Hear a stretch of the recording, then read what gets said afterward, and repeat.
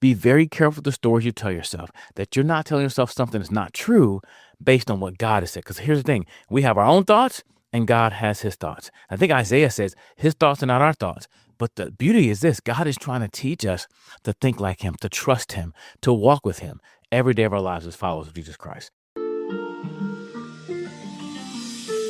Hello, everybody. Welcome again to another episode of Connecting Faith and Life. I'm your host, Mr. Brown. And this week is a busy week for me because we're at Vacation Bible School at Valley Christian Church, or VC Family as we call it.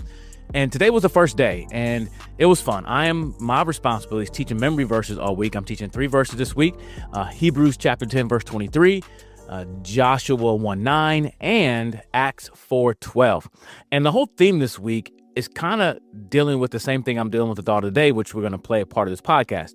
It's the idea of the land of giants, right? The land of giants. And so we're teaching the kids about when God sent the spies in, the 10 spies in, and how they didn't want to go into the land because they thought that they looked like grasshoppers for these people. These people are too big, and they doubted God's provision for them. They doubted that God would be faithful. And our first verse talks about that, Hebrews chapter 10, verse 23. Hebrews 10:23. Let us hold fast the confession of our hope without wavering, for he who promised is faithful. Hebrews 10:23. And that verse is so important to remember in my life every day, that God is faithful. I need to understand that God will be faithful to the promises that he made to himself and to us. Like, ultimately, it's for God's glory. God will not deny himself the glory due his own name. So he will work on us, through us, with us. God's going to work his plans. And so the people of Israel, his own people, doubted him. So they ended up wandering in the wilderness for 40 years. But think about that for our own lives. And here's the catch. Just the thought of the day, which we're going to watch in a moment. Here's the thought of the day. Be careful with the stories you tell yourself, because sometimes we don't tell ourselves the right stories. We create this narrative that is incorrect, and we begin to live that way, just like they did in Numbers chapter 13. They began to live by this narrative that they felt like they were grasshoppers, they were too little, and they thought that the other people saw them as grasshoppers, too little, and they began to think that they couldn't do this. And in a sense, they were right. They couldn't do it themselves, but they had to trust in the one who is faithful, the one who promised that he would give them the land.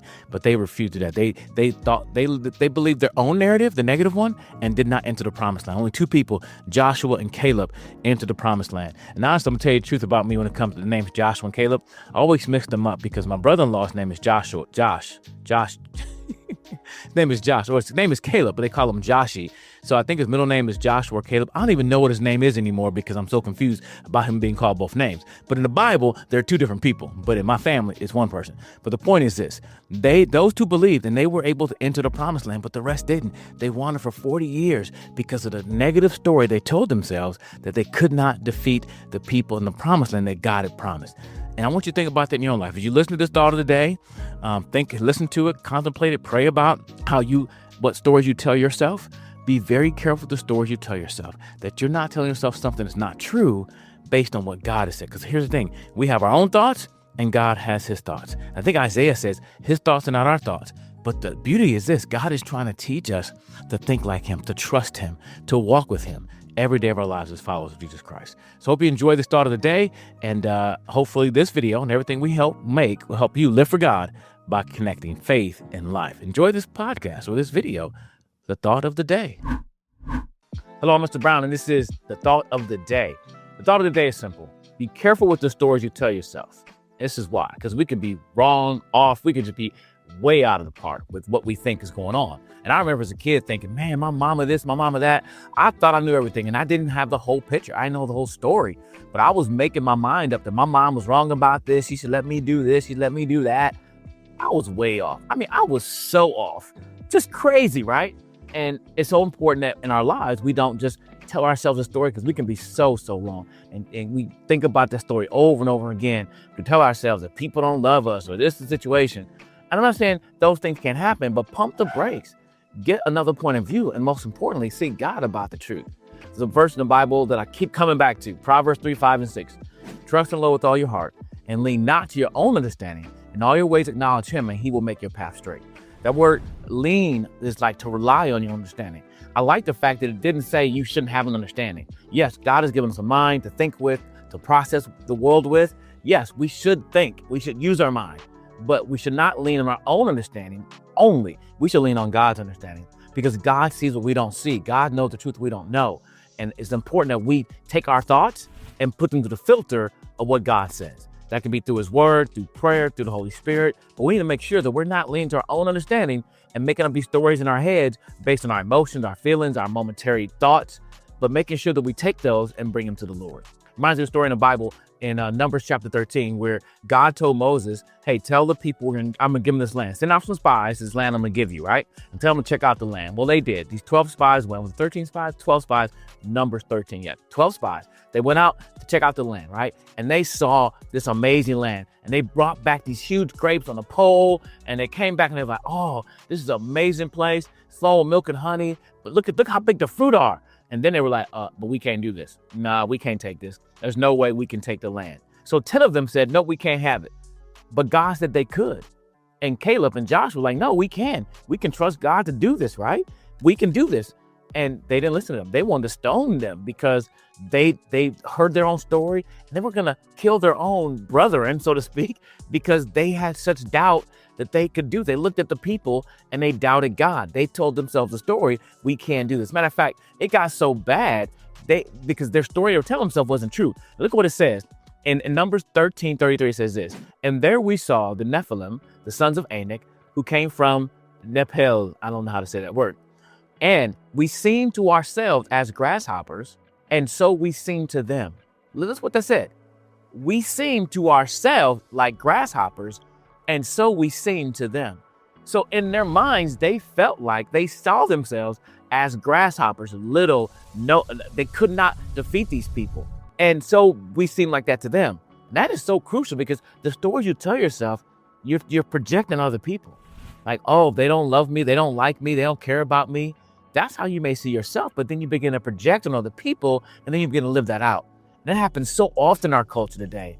What we think, we project what other people think. Therefore, we move on that. For example, even with this whole race thing, people say, well, how do you feel being a black man living in a predominantly white community when people look at you funny? Are they racist? I don't know. I don't know why they're looking at me funny. And I refuse to tell myself a negative story unless you come up to me and say something negative, say something about that. I'm not going to project on you what I think you might be thinking because I don't know what you think. And you know what that is? That's called bondage. If you're living your life telling yourself a story that everybody else is out to get you, everybody else is after you for whatever reason, you're in bondage because you don't know that for a fact. And until I know that for a fact, I'm going to live in a place of freedom and not worry about that. They were in bondage so much to what they thought would happen. They refused to listen to God and say, God, you're going to give us this land? Hey, God, you're the one that brought us out of Egypt. You took us to the Red Sea. You did all these things in the past. We're going to ignore all of that. We're going to ignore the past successes you've given us. We're going to ignore that you're the God of the universe and the power you have. We're going to look at this. We believe we're grasshoppers. We're too little for these people. We can't handle it. And you look at it, you're like, that's crazy. How often do we do the same thing? When we begin to look at ourselves and project what we think we are instead of looking at what God and who God says we are.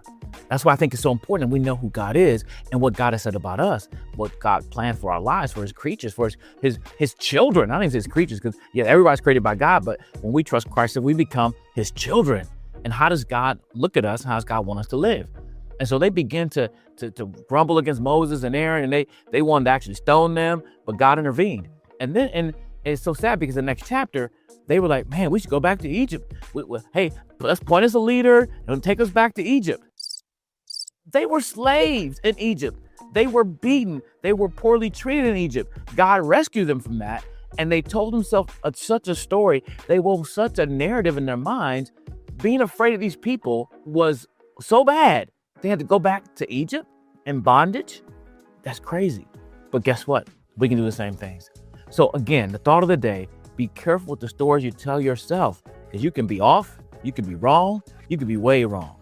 But instead, Proverbs 3, 5, and 6, trust in the Lord with all of your heart and lean not to your own understanding, but in all your ways, acknowledge him, acknowledge who he is, what he's done in the past, what he's doing now, and what he's able to do.